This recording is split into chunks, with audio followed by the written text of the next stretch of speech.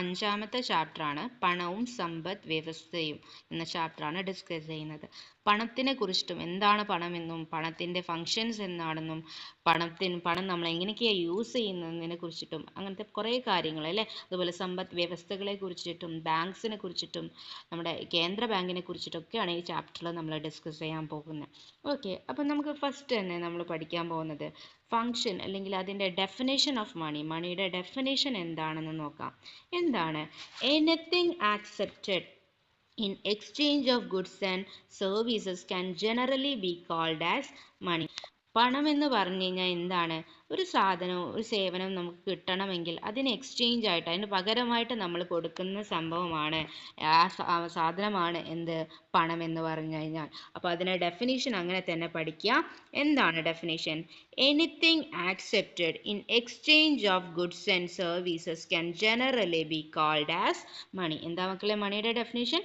Anything accepted in exchange of goods and services can generally be called as money. ഒരു സാധനമോ സേവനമോ നമുക്ക് വാങ്ങണമെങ്കിൽ അതിന് പകരമായിട്ട് എക്സ്ചേഞ്ച് ആയിട്ട് നമുക്ക് കിട്ടുന്നതാണ് മണി എന്ന് പറഞ്ഞു കഴിഞ്ഞാൽ.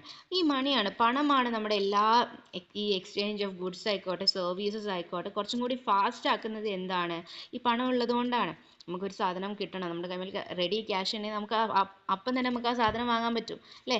ഇനിയിപ്പോൾ ഒരു സർവീസ് കിട്ടണമെങ്കിൽ നമ്മൾ ക്യാഷ് കൊടുത്തു കഴിഞ്ഞാൽ നമുക്ക് ആ സർവീസ് കിട്ടും. പക്ഷെ പണം ഇല്ലെങ്കിലോ അത് നമ്മുടെ ഇത് കുറച്ചും കൂടി സ്ലോ ആക്കും അല്ലേ. അപ്പോൾ നമുക്കിവിടെ ഒരു എക്സാമ്പിൾ വെച്ച് പറയുന്നുണ്ട്. ഒരു റബ്ബർ ഫാമറിൻ്റെ ഒരു എക്സാമ്പിൾ പറയുന്നുണ്ട്. Rubber farmers are able to focus solely on their production because they can convert their product, which is rubber, into money and use that money to buy other goods and services he needed. അപ്പോൾ നമ്മുടെ rubber farmer അല്ലേ, rubber farmers എന്ന് പറഞ്ഞാൽ അവർ ഈ റബ്ബറാണ് കൃഷി ചെയ്യുന്നത്. അപ്പോൾ rubber കൃഷി ചെയ്ത് കഴിഞ്ഞാൽ റബ്ബർ നമ്മൾ എന്തിനാണ് യൂസ് ചെയ്യുന്നത്? നമുക്ക് കഴിക്കാൻ പറ്റുമോ? അല്ലെങ്കിൽ നമുക്ക് വേറെ എന്താ യൂസ് ചെയ്യാം? നമുക്ക് ധരിക്കാൻ പറ്റുമോ? അല്ലെങ്കിൽ നമ്മുടെ ആവശ്യങ്ങൾക്ക് എന്തേ പറ്റുമോ? ഇല്ല. ആ റബ്ബർ എന്ന് പറയുന്നത് വേറെ സംഭവങ്ങൾക്ക് യൂസ് ചെയ്യുന്നത്. അപ്പോൾ ഈ റബ്ബർ നമ്മൾ എന്ത് ചെയ്യും? ഈ റബ്ബർ ഫാമേഴ്സ് ഇത് വിറ്റിട്ട് ഈ വിറ്റ് കിട്ടുന്ന പൈസ കൊണ്ട് ക്യാഷ് കൊണ്ട് അവരെന്ത് ചെയ്യും? അവർക്ക് വേണ്ട സാധനങ്ങളും സേവനങ്ങളും ഒക്കെ വാങ്ങും. അങ്ങനെയാണ് ഈ പണമിടപാടുകൾ നടക്കുന്നത്. ഓക്കെ, അപ്പോൾ എന്താണ് പണം എന്ന് ചോദിച്ചു കഴിഞ്ഞാൽ ഇനി അന്തം വിട്ട് നിൽക്കരുത്. എന്താണ് പണം അല്ലെങ്കിൽ എന്താണ് മണി എന്ന് പറഞ്ഞു കഴിഞ്ഞാൽ anything accepted in exchange of goods and services can generally be called as money. നമുക്കറിയാം ഈ മണിയൊക്കെ വന്നിട്ട് അല്ലെങ്കിൽ പണം വന്നിട്ട് കുറച്ച് കാലഘട്ടമായിട്ടുള്ളൂ. പണ്ട് കാലഘട്ടങ്ങളിൽ ഈ പണത്തിന് പകരമായിട്ട് പണം ഉണ്ടാവുന്നതിന് മുമ്പുള്ള സിസ്റ്റത്തിന് പേരെന്തായിരുന്നു? ആർക്കെങ്കിലും അറിയോ? ബാർട്ടർ സിസ്റ്റം അല്ലേ. ബാർട്ടർ സിസ്റ്റം എന്ന് പറയാം. അപ്പോൾ ഈ ബാർട്ടർ സിസ്റ്റം എന്ന് പറഞ്ഞാൽ സാധനങ്ങൾക്ക് പകരം സാധനം നൽകുക അല്ലെങ്കിൽ സേവനങ്ങൾക്ക് പകരം സേവനം നൽകുന്ന ഒരു സംവിധാനമാണ്. നമുക്ക് അരി വാങ്ങണമെങ്കിൽ അവളുടെ കയ്യിൽ തക്കാളി ആണുള്ളത്, ആ തക്കാളി കൊടുത്ത് അരി വാങ്ങും അല്ലേ. നമുക്ക് വേറെ എന്തെങ്കിലും ഡ്രസ്സ് വാങ്ങണമെങ്കിൽ നമ്മുടെ കയ്യിൽ അരിയാണുള്ളത്, ആ അരി കൊടുത്തിട്ട് ഡ്രസ്സ് വാങ്ങും. അങ്ങനെ ഒരു പ്രോസസ്സായിരുന്നു നടന്നിരുന്നത്. അപ്പോൾ പണത്തിൻ്റെ കണ്ടെത്തൽ കൂടിയാണ് അതിലൊരു വലിയ മാറ്റം വരുന്നത്. അപ്പം പണത്തിലും ഇപ്പം വലിയ രീതിയിൽ ചേഞ്ചസ് വന്നു അല്ലേ. പണം ഇപ്പം കൂടുതൽ ആൾക്കാരും കൈമേൽ വെച്ച് കൊണ്ടു പോകുന്നുണ്ടോ? ഒരു സാധനം വാങ്ങണേ നമ്മുടെ കൈമേൽ ക്യാഷ് ഉണ്ടാവണം എന്ന് നിർബന്ധമില്ല. നമ്മുടെ അക്കൗണ്ടിൽ ക്യാഷ് ഉണ്ടായാൽ മതി അല്ലേ. നമുക്ക് ഡിജിറ്റലി അത് പേ ചെയ്യാൻ പറ്റും. നമുക്ക് ഗൂഗിൾ പേ വഴിയോ ഫോൺ പേ വഴിയോ ഒക്കെ പേ ചെയ്യാൻ പറ്റും. അതേപോലെ കാർഡ് വഴി പേ ചെയ്യാൻ പറ്റും. ഇങ്ങനത്തെ പല ഓപ്ഷൻസും ഉണ്ട്. അപ്പോൾ ഈ കാര്യങ്ങളൊക്കെ നമ്മൾ ഈ ചാപ്റ്ററിൽ പഠിക്കുന്നുണ്ട്. അപ്പോൾ അതിനൊക്കെ മുമ്പ് നമ്മൾ അറിഞ്ഞിരിക്കേണ്ട മണിയുടെ ഡെഫിനിഷൻ പഠിച്ചു കഴിഞ്ഞാൽ മക്കളെ ഇനി നമ്മൾ പഠിക്കാൻ പോകുന്നത് മണിയുടെ ഫങ്ഷൻസ് ആണ്, പണത്തിൻ്റെ ഫങ്ഷൻസ് ആണ്.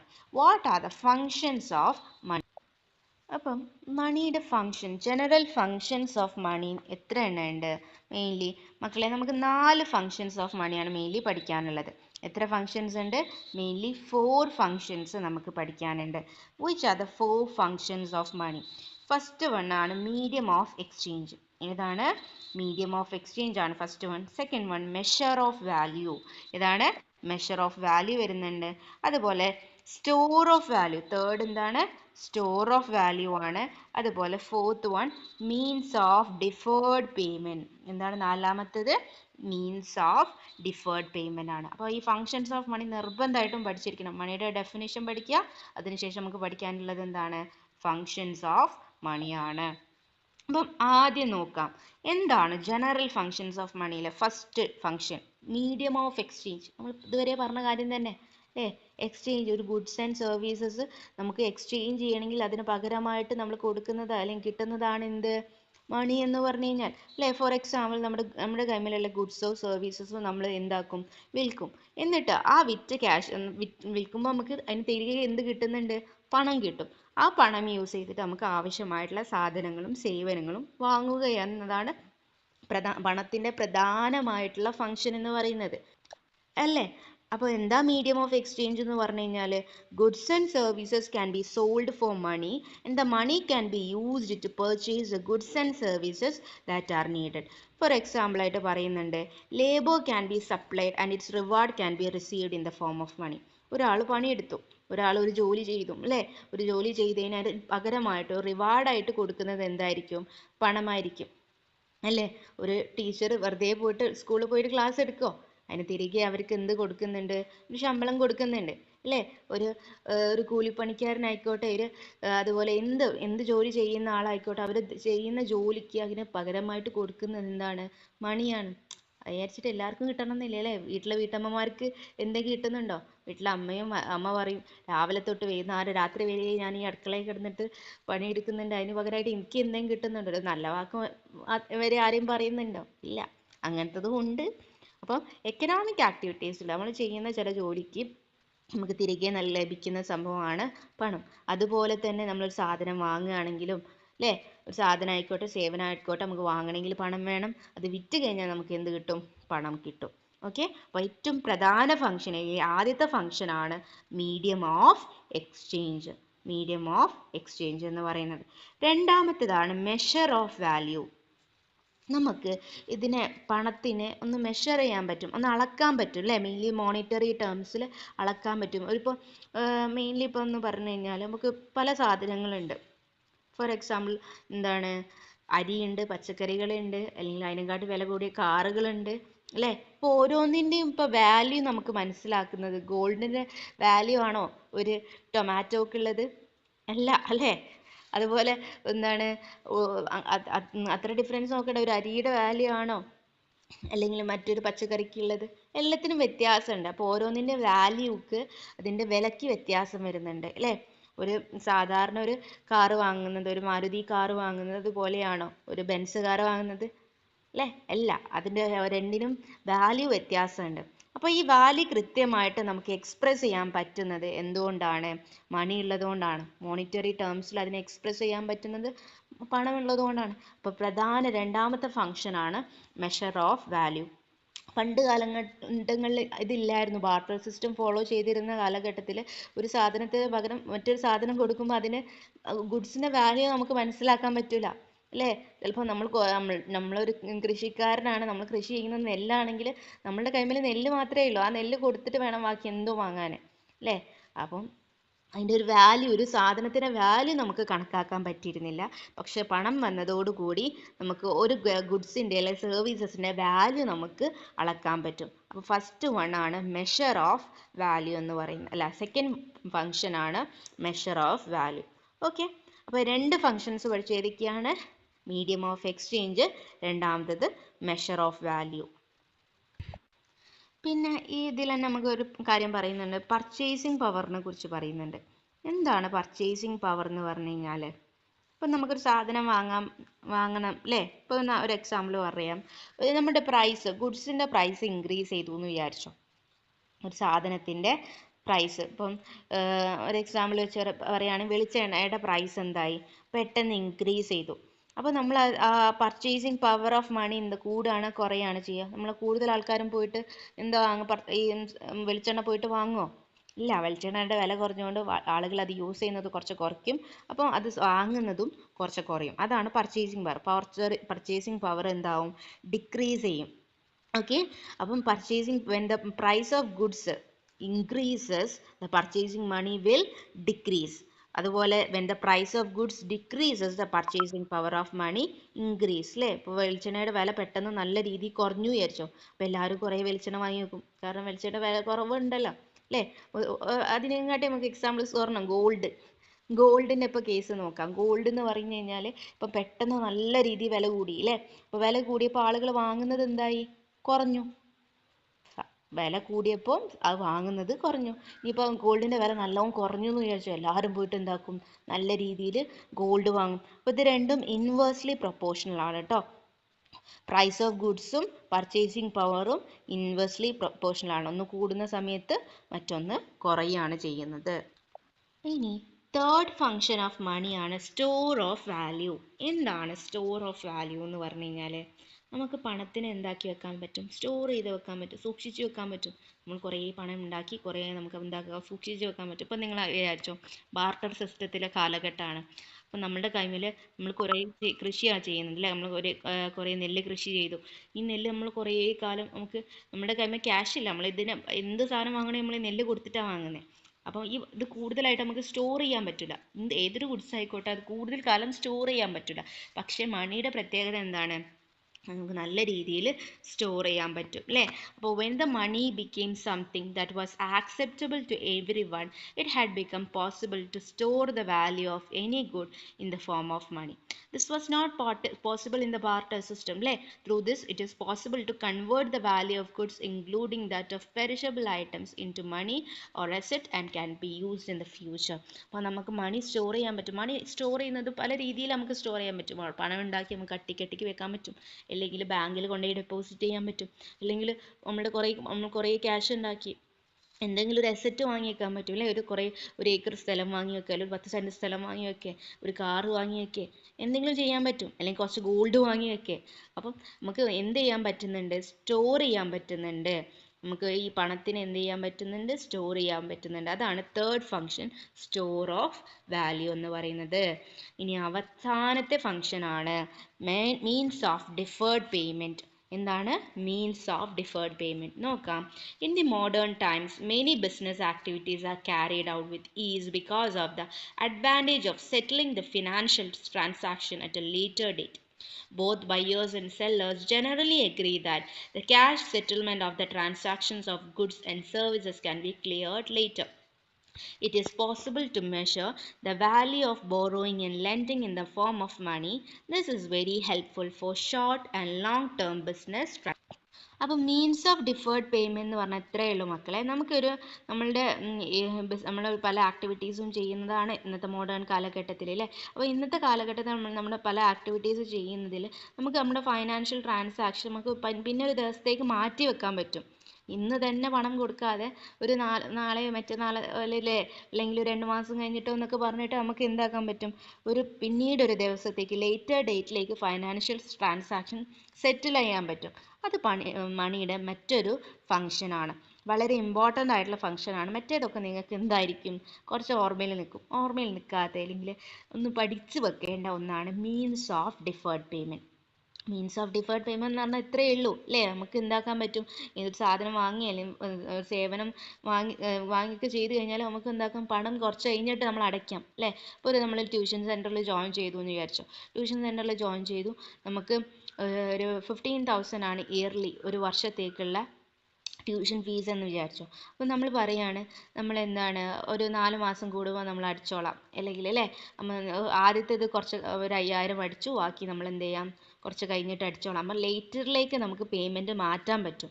അതാണ് മീൻസ് ഓഫ് ഡിഫേർഡ് പേയ്മെൻറ്റ്. അത് പ്രധാനപ്പെട്ട ഒരു ഫങ്ഷനാണ്. അപ്പം മെയിൻലി മണിയുടെ 4 ഫങ്ഷൻസ് നമ്മൾ പഠിച്ചു വെച്ചു മക്കളെ. ഏതൊക്കെയാണ്? ഒന്ന്, first one medium of exchange, second measure of value, third one store of value, and the last one means of deferred payment ആണ്. ക്ലിയർ ആണോ? മനസ്സിലായിട്ടുണ്ടെന്ന് വിചാരിക്കുന്നു. ഡൗട്ട്സ് ഉണ്ടെങ്കിൽ നിങ്ങൾ കമൻസിലൂടെ അറിയിക്കുക കേട്ടോ. ഓക്കെ, അപ്പോൾ അടുത്ത ടോപ്പിക്കിലേക്ക് നമുക്ക് പോവാം. How does money work in the economy? എങ്ങനെയാണ് നമ്മുടെ എക്കോണമിയിൽ മണി വർക്ക് ചെയ്യുന്നത് അല്ലേ? പ്രധാനമായിട്ടും നമുക്ക് 3 സെക്ടേഴ്സ് ആണുള്ളത്. ഏതൊക്കെയാണ് മക്കളെ? അഗ്രികൾച്ചർ സെക്ടർ ഉണ്ട്, അതുപോലെ ഇൻഡസ്ട്രിയൽ സെക്ടർ ഉണ്ട്, സർവീസ് സെക്ടർ ഉണ്ട് അല്ലേ. അപ്പം നമുക്ക് നോക്കാം. Let us look an example of how it stimulates the economic activities of production, distribution and consumption and strengthens the economy by making the transactions faster. എങ്ങനെയാണ് ഈ മണി വർക്ക് ചെയ്യുന്നത് നോക്കാം. ഒരു എക്സാമ്പിൾ, ഒരു റൈസ് പ്രൊഡക്ഷൻ്റെ ഒരു എക്സാമ്പിൾ വെച്ചിട്ട്, ഒരു ഫാമറിൻ്റെ എക്സാമ്പിൾ വെച്ചിട്ട് നമുക്ക് നോക്കാം.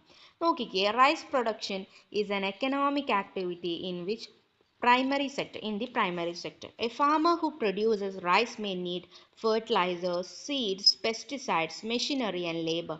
When the money is spent on fertilizers and machinery, it becomes a source of income for the producers in the industrial sector.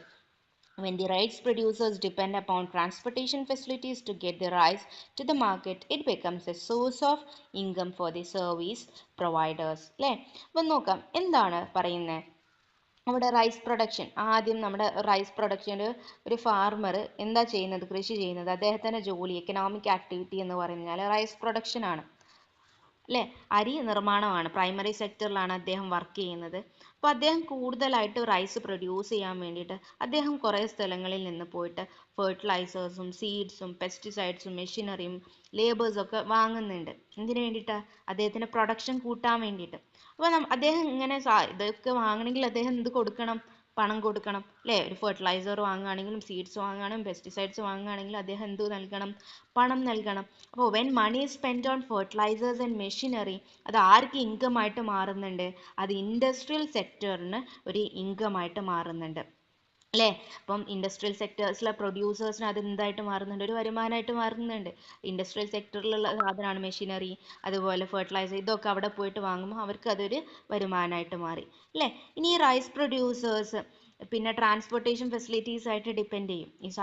അവരുടെ കൃഷി ചെയ്ത ഈ അരിയും സാധനങ്ങളൊക്കെ മറ്റു സ്ഥലത്തേക്ക് ഡിസ്ട്രിബ്യൂട്ട് ചെയ്യാൻ വേണ്ടിയിട്ട് അല്ലെ, എത്തിക്കാൻ വേണ്ടിയിട്ട് അവരെന്ത് ചെയ്യും? ഈ ട്രാൻസ്പോർട്ടേഷൻസ് യൂസ് ചെയ്യും. അപ്പോൾ ട്രാൻസ്പോർട്ടേഷൻ യൂസ് ചെയ്യുന്ന സമയത്ത് അതും ഈ ട്രാൻസ്പോർട്ടേഷൻ, ഈ സർവീസ് സെക്ടറിൽ അതൊരു ഇൻകം ആയിട്ട് മാറിയില്ലേ. ഈ സർവീസ് ട്രാൻസ്പോർട്ടേഷൻ നൽകുന്ന ആ പ്രൊവൈഡേഴ്സിന് അതൊരു വരുമാനമായി മാറി അല്ലേ. അങ്ങനെ the money received as income by the industrial and service sector is pumped back in the economy. ഇപ്പോൾ രണ്ടാളുടെ അടുത്ത് ഇൻകം ഉണ്ട്. ആർക്കൊക്കെ ഇൻകം ഉണ്ട്? ഇൻഡസ്ട്രിയൽ സെക്ടറിനും വരുമാനമായി, അതുപോലെ സർവീസ് സെക്ടറിനും വരുമാനമായി. ഇവർ രണ്ടുപേരും ഇവർക്ക് ആവശ്യമായിട്ടുള്ള ഫുഡിന് അവരാരെ ഡിപ്പെൻഡ് ചെയ്യും? ഈ കൃഷിക്കാരെ, ഈ അഗ്രികൾച്ചർ സെക്ടറിനെ ഡിപ്പെൻഡ് ചെയ്യും. അപ്പം മണി എന്ത് ചെയ്യുന്നുണ്ട്? നല്ല രീതിയിൽ ഇങ്ങനെ സർക്കുലേറ്റ് ചെയ്ത് പോകുന്നുണ്ട് അല്ലേ. ഇപ്പോൾ കറൻസി ഇങ്ങനെ നമ്മളിപ്പോൾ എത്ര പണം ഉണ്ടാക്കിയാൽ പോലും നമ്മളത് എന്ത് ചെയ്യും? നമ്മൾ എന്തിനാ പണം ഉണ്ടാക്കുന്നത്? നമ്മൾ സ്പെൻഡ് ചെയ്യാൻ വേണ്ടിയിട്ടാണ്, നമ്മുടെ ആവശ്യങ്ങൾ, നമ്മുടെ ഇഷ്ടങ്ങളൊക്കെ എടുക്കാൻ വേണ്ടിയിട്ടാണ് അല്ലേ. നമ്മൾ കൈമിൽ ഒരു 5 രൂപ ഉള്ളത് നമുക്ക് 1000 രൂപയായിട്ട് നമ്മളുടെ വരുമാനം മാറിക്കഴിഞ്ഞാൽ നമ്മൾ എന്ത് ചെയ്യും? നമ്മുടെ ഓരോ ഇഷ്ടങ്ങളും മാറും. നമ്മൾ നല്ല ഡ്രസ്സ് വാങ്ങിയിട്ടും നല്ല വീട് വെക്കും അല്ലേ. അപ്പം നമ്മൾ സ്പെൻഡ് ചെയ്യും. നമ്മൾ സ്പെൻഡ് ചെയ്യുന്നത് നല്ലതാണ്. കാരണം എന്താണ്? നമ്മൾ കൂടുതൽ സ്പെൻഡ് ചെയ്യുമ്പോൾ ഇതൊക്കെ എക്കോണമിയിലേക്കാണ് വരുന്നത്. അത് വേറെ ആളുടെ കയ്യിലെത്തും. അപ്പോൾ അവർക്കൊരു വരുമാനമായി അല്ലേ. അവരവരുടെ ആവശ്യങ്ങൾ നടത്തും. അപ്പം അങ്ങനെ ഇതിങ്ങനെ ഒരു സൈക്കിൾ പോലെ നടക്കുന്നുണ്ട് അല്ലേ. As the number of exchanges increases, the transaction in the economy also increases. Okay. അപ്പം നമ്മുടെ ഈ മണി ഇങ്ങനെ എക്സ്ചേഞ്ച് ചെയ്യുന്നുണ്ട്, ട്രാൻസാക്ഷൻസ് ഇങ്ങനെ നടക്കുന്നുണ്ട് നമുക്ക് മനസ്സിലായി അല്ലേ. അപ്പം നമ്മൾ അടുത്തൊരു ക്വസ്റ്റ്യൻ വരുന്നുണ്ട്. എന്താണ് velocity of circulation of money? മക്കളെ ചോദിക്കാം, എന്താണ് velocity of circulation of money എന്ന് ചോദിച്ചു കഴിഞ്ഞാൽ the number of times a money is exchanged in a given period of time is known as velocity of circulation. എന്താണ് velocity of circulation? എന്താണ്? The number of times a unit of money is exchanged in a given period of time is known as velocity of circulation. നമ്മുടെ മണി എത്ര തവണ ഇങ്ങനെ exchange ആവുന്നുണ്ട് ഒരു നിശ്ചിത സമയത്തിനുള്ളിൽ, ഒരു ഗിവൺ പീരീഡിൻ്റെ ഉള്ളിൽ എത്ര തവണ ഈ യൂണിറ്റ് ഓഫ് മണി എക്സ്ചേഞ്ച് ചെയ്യപ്പെടുന്നുണ്ട്, അതിനെ പറയുന്നതാണ് വെലോസിറ്റി ഓഫ് സർക്കുലേഷൻ എന്ന് പറയുന്നത് അല്ലേ. അപ്പം നിങ്ങൾ പറ, വെലോസിറ്റി ഓഫ് സർക്കുലേഷൻ കൂടിക്കഴിഞ്ഞാൽ നമ്മുടെ എക്കോണമിക്ക് ഗുണമാണോ ഉണ്ടാവുക, ദോഷമാണോ ഉണ്ടാവുക? എന്താ വെലോസിറ്റി ഓഫ് സർക്കുലേഷൻ എന്ന് പറഞ്ഞു കഴിഞ്ഞാൽ എത്ര തവണയാണോ നമ്മുടെ യൂണിറ്റ് ഓഫ് മണി ഇങ്ങനെ എക്സ്ചേഞ്ച് ആയി പോകുന്നത് അല്ലേ ഒരു നിശ്ചിത സമയത്തിനുള്ളിൽ, അതിനെയാണ് പറയുന്നത് velocity of circulation of money. അപ്പോൾ അതേ തന്നെ velocity of circulation money increase ചെയ്തിട്ടുണ്ടെങ്കിൽ നമുക്കത് പറയാം നമ്മുടെ എക്കോണമിയിൽ ഗ്രോത്ത് ഉണ്ടാവുന്നുണ്ട്, എക്കണോമിക് ഗ്രോത്ത് ഉണ്ടാകുന്നുണ്ട്. അതിന് പകരമായിട്ട് നമ്മുടെ velocity of circulation of money കുറയുകയാണ് ചെയ്യുന്നതെങ്കിൽ, ഡിക്രീസ് ചെയ്യുകയാണെങ്കിൽ അവിടെ എക്കണോമിക് ഗ്രോത്ത് ഉണ്ടാവുമോ? ഇല്ല. എക്കണോമിക് ഗ്രോത്തും അല്ലേ അവിടെ സ്ലോ ഡൗൺ ചെയ്യുകയാണ്, എക്കണോമിക് ഗ്രോത്ത് കുറഞ്ഞു വരികയാണ്. അങ്ങനെ ഓർത്ത് വെക്കാം കേട്ടോ. അപ്പം ഗ്രോത്ത് റേറ്റും വെലോസിറ്റി ഓഫ് സർക്കുലേഷൻ അവിടെ ഡിപ്പെൻഡ് ചെയ്യുന്നുണ്ട്, ഒന്ന് ഓർത്ത് വെക്കണം അല്ലേ. ഇവിടെ പറയുന്നുണ്ട് In the economies where growth rate is high, producers and consumers have more chances to spend money, while in the economies where growth rate is low, producers and consumers have limited chances to spend money. Okay, അപ്പോൾ ഇവിടെ note ചെയ്ത് വെക്കാനുള്ളത് എന്താണ് velocity of circulation of money എന്ന് ഓർത്ത് വെക്കുക. അതുപോലെ velocity of circulation of മണിയും എക്കണോമിക് ഗ്രോത്തും എങ്ങനെ ഡിപ്പെൻഡ് ചെയ്യുന്നു. വെലോസിറ്റി ഓഫ് സർക്കുലേഷൻ ഇൻക്രീസ് ചെയ്യുമ്പോൾ എക്കണോമിക് ഗ്രോത്ത് ഉണ്ടാവുന്നുണ്ട് അല്ലേ. ഡിക്രീസ് ചെയ്യാണ്, വെലോസിറ്റി ഓഫ് സർക്കുലേഷൻ ഡിക്രീസ് ചെയ്യാണ് ചെയ്യുന്നതെങ്കിൽ നമ്മുടെ എക്കണോമിക് ഗ്രോത്ത് സ്ലോ ഡൗൺ ചെയ്യാണ്. Slow down in economic growth ആണ് അവിടെ നടക്കുന്നത്. ഇത്രയും നോട്ട് ചെയ്ത് വെച്ചാൽ മതി കേട്ടോ ഈ പാർട്ടെന്ന്. അപ്പോൾ ഇത്രയും കാര്യങ്ങൾ നല്ല രീതിയിൽ മനസ്സിലായിട്ടുണ്ടെന്ന് വിചാരിക്കുന്നു. ക്ലിയർ അല്ലേ? ഡൗട്ട് ഉണ്ടെങ്കിൽ നിങ്ങൾ എന്ത് ചെയ്യാം, നിങ്ങളുടെ അഭിപ്രായങ്ങളൊക്കെ കമൻസിലൂടെ പറയാട്ടോ. എന്ത് ഡൗട്ടാണെങ്കിലും മിസ് പറഞ്ഞു തരും. അപ്പം ക്ലിയർ ആവാത്ത ഭാഗം ഉണ്ടെങ്കിൽ കമൻസിലൂടെ ചോദിച്ചാൽ മതി. അപ്പോൾ ഇത്രയും കാര്യങ്ങളാണ് നമ്മൾ പഠിച്ചത്. എന്തൊക്കെയാണ് നമ്മൾ പഠിച്ച മക്കളെ? മണി എന്താന്ന് പഠിച്ചു, ഡെഫിനിഷൻ ഓഫ് മണി പഠിച്ചു അല്ലേ, ജനറൽ ഫങ്ഷൻസ് ഓഫ് മണി പഠിച്ചു, അതുപോലെ മണിയുടെ velocity of circulation of money പഠിച്ചു അല്ലേ. How does money works in the economy ആണ് money and the central bank അല്ലേ. What is the source of the currencies and coins in circulation in our country, who is the ultimate authority of all this money. നമ്മുടെ കൈമേൽ cash ഉണ്ട് അല്ലേ, currencies ആയിട്ടും coins ആയിട്ടൊക്കെ നമ്മുടെ കൈമേൽ cash ഉണ്ട്. അപ്പോൾ ഇതൊക്കെ ആരാ ഉണ്ടാക്കുന്നത്, എവിടെ നിന്നാണ് ഇതൊക്കെ വരുന്നത്? അതിൻ്റെ ഉത്ഭവം നിങ്ങൾ എപ്പോഴെങ്കിലും ആലോചിച്ചിട്ടുണ്ടോ? ഇതൊക്കെ അച്ചടിച്ച് വരുന്നത് നമ്മുടെ RBIയിൽ നിന്നാണ്. റിസർവ് ബാങ്ക് ഓഫ് ഇന്ത്യ ആണ് ഇതൊക്കെ നമുക്ക് അച്ചടിച്ച് തരുന്നത്. ഓക്കെ, അപ്പോൾ റിസർവ് ബാങ്ക് ഓഫ് ഇന്ത്യനെ കുറിച്ചിട്ടാണ്. നമ്മുടെ ഇന്ത്യയുടെ സെൻട്രൽ ബാങ്ക് എന്ന് പറയുന്നത് ആരാണ് മക്കളെ? ഇറ്റ് ഈസ് RBI അല്ലെങ്കിൽ റിസർവ് ബാങ്ക് ഓഫ് ഇന്ത്യയാണ്.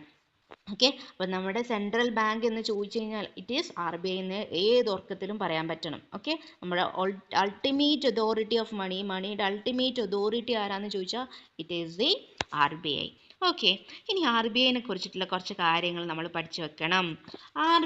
RBIനെ ഹെഡ് ചെയ്യുന്നത് ആരാണ്? It is headed by governor. ആരാണ്? RBIനെ ഹെഡ് ചെയ്യുന്നത് ഗവർണർ ആണ്. നമ്മുടെ RBI എസ്റ്റാബ്ലിഷ് ചെയ്തത് ഓൺ 1 ഏപ്രിൽ 1935 ഇൻ കൊൽക്കത്ത. ഏത് വർഷമാണ്? 1935 ഏപ്രിൽ 1 ഇത് എസ്റ്റാബ്ലിഷ് ചെയ്തത്. നമ്മുടെ reserve bank of India act പ്രകാരമാണ് നമ്മുടെ RBI നിലവിൽ വന്നിട്ടുള്ളത്. അപ്പോൾ RBI നിലവിൽ വന്ന വർഷവും ഡേറ്റും കൃത്യമായിട്ട് ഓർത്തു വെക്കുക. 1 ഏപ്രിൽ 1935. മിസ് ഒരു കാര്യം പറഞ്ഞു തരട്ടെ, ഈ 1 ഏപ്രിൽ ഓർത്ത് വെക്കാൻ വേണ്ടിയിട്ട്. നമ്മൾക്കറിയാം നമ്മുടെ ഫൈനാൻഷ്യൽ ഇയർ എന്ന് പറയുന്നത്, അല്ലെങ്കിൽ ഫൈനാൻഷ്യൽ ഇയർ സ്റ്റാർട്ട് ചെയ്യുന്നത് എപ്പോഴാണ്? ഏപ്രിൽ മാസം 1-ാം തീയതിയാണ് അല്ലേ. അപ്പോൾ അത് എന്തുകൊണ്ടാണ്? Reserve bank of India establish ചെയ്തത് ആ വർഷമായതുകൊണ്ടാണ്. അങ്ങനെ നോട്ട് ചെയ്ത് വെക്കുക കേട്ടോ. അപ്പോൾ ഇത് എസ്റ്റാബ്ലിഷ് ചെയ്ത വർഷം എന്നാണ് 1935 മെയിൻലി ഏപ്രിൽ 1 ഇത് കൊൽക്കത്തയിലാണ് ആദ്യം സ്റ്റാർട്ട് ചെയ്തത്. ഓക്കെ, കൊൽക്കത്തയിലാണ് സ്റ്റാർട്ട് ചെയ്തത്. ഏത് ആക്ട് പ്രകാരമാണ്? Reserve bank of India act 1934 പ്രകാരമാണ് നമ്മുടെ RBI നിലവിൽ വന്നത്. അപ്പം നമ്മുടെ RBIൻ്റെ ആദ്യത്തെ ഹെഡ് ക്വാർട്ടർ എവിടെയായിരുന്നു? കൊൽക്കത്ത ആയിരുന്നു നമ്മൾ പറഞ്ഞു അല്ലേ. ആദ്യത്തെ ഹെഡ് ക്വാർട്ടർ കൊൽക്കത്തയാണ്. പക്ഷെ ഇപ്പം അതാണോ? അല്ല, നമ്മുടെ റിസർവ് ബാങ്ക് ഷിഫ്റ്റ് ചെയ്തു. ഇപ്പം മുംബൈയിലാണ് നമ്മുടെ ഹെഡ് ക്വാർട്ടർ വരുന്നത്. അത് മറക്കരുത്. നമ്മുടെ present head quarter of RBI എവിടെയാണെന്ന് ചോദിച്ചു കഴിഞ്ഞാൽ അതെവിടെയാണ്? അത് മുംബൈയിലാണ്.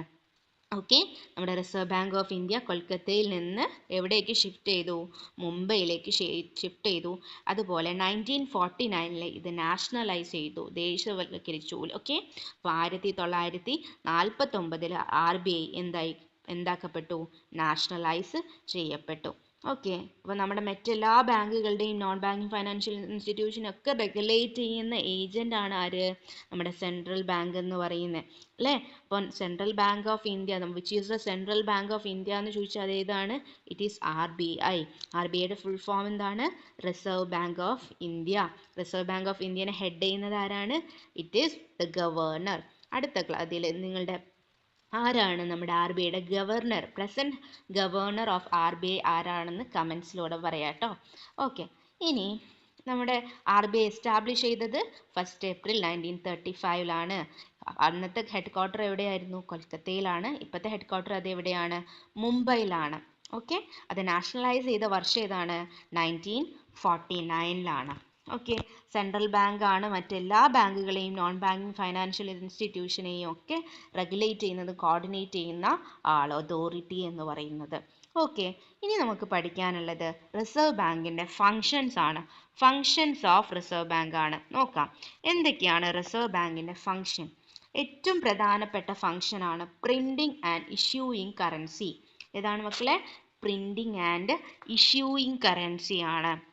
നമ്മുടെ ഈ കോയിൻസും കറൻസീസും ഒക്കെ അച്ചടിക്കുന്നത് ആരാണ്? അത് റിസർവ് ബാങ്ക് ആണ്. അതിൽ ചെറിയൊരു മാറ്റം ഉണ്ട് കേട്ടോ, അത് നമുക്ക് നോക്കാം എന്താണെന്ന്. അപ്പം functions of reserve bank of India ഏതൊക്കെയാണെന്ന് നോക്കാം. പ്രിന്റിംഗ് ആൻഡ് ഇഷ്യൂയിങ് കറൻസി വരുന്നുണ്ട്.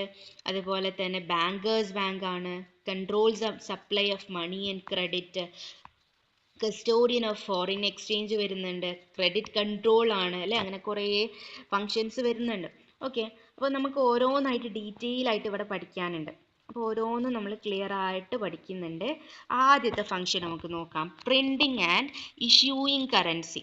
എന്താണ് പ്രിന്റിംഗ് ആൻഡ് ഇഷ്യൂയിങ് കറൻസി എന്ന് പറഞ്ഞു കഴിഞ്ഞാൽ നോക്കാം. അപ്പം as per the reserve bank of India act 1934, only the Reserve Bank of India has the power to print and issue all currencies except coin and 1 rupee note. Okay, എന്താ പറഞ്ഞേ? നമ്മുടെ reserve bank of India act പ്രകാരം ആർക്ക് മാത്രമേ നമുക്ക് ഈ currencies ഒക്കെ print ചെയ്യാനുള്ള അവകാശമുള്ളൂ, പവറുള്ളൂ? അത് RBIക്ക് മാത്രമേ ഉള്ളൂ. അതിൽ ചെറിയൊരു എക്സെപ്ഷൻ എന്ന് പറയുന്നത് the coins and 1 rupee note. എല്ലാ കോയിൻസും 1 രൂപയുടെ നോട്ടും അച്ചടിക്കുന്നത് RBI അല്ല, അത് ആരാണ്? അത് മിനിസ്ട്രി ഓഫ് ഫിനാൻസ് ആണ്. അത് നോട്ട് ചെയ്ത് വെക്കണം. The coins and 1 rupee note. എന്താ മക്കളെ? The coins and 1 rupee note are printed and issued by the ministry of finance ആണ്. ആരാണ്? മിനിസ്ട്രി ഓഫ് ഫിനാൻസ് ആണെന്ന് ഓർത്ത് വെക്കുക.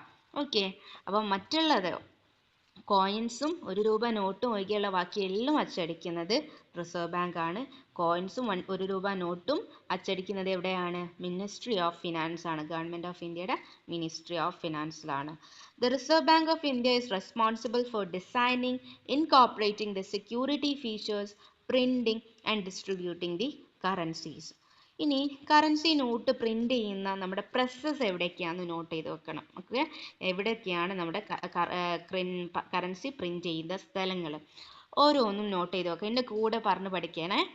അപ്പോൾ നമുക്ക് എന്ത് ചെയ്യാം, ക്ലാസ് കഴിയുമ്പോൾ തന്നെ നമുക്ക് ഈ പോയിന്റ്സ് ഒക്കെ നമ്മുടെ മനസ്സിലുണ്ടാവും.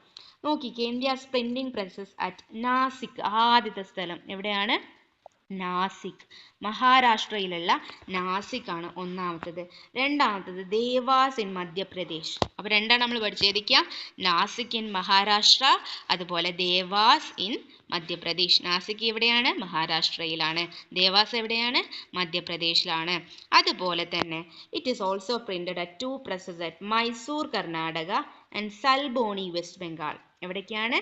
നാസിക് വരുന്നുണ്ട്, ദേവാസ് വരുന്നുണ്ട്, മൈസൂർ, അതുപോലെ സാൽബോണി ഇൻ വെസ്റ്റ് ബംഗാൾ. നാസിക് ഏത് സംസ്ഥാനമാണ്? മഹാരാഷ്ട്രയിലാണ്. ദേവാസ് MP മധ്യപ്രദേശിലാണ്. മൈസൂർ നമുക്കറിയാം കർണാടകയിലാണ്. സൽബോണി എവിടെയാണ്? വെസ്റ്റ് ബംഗാളാണ്.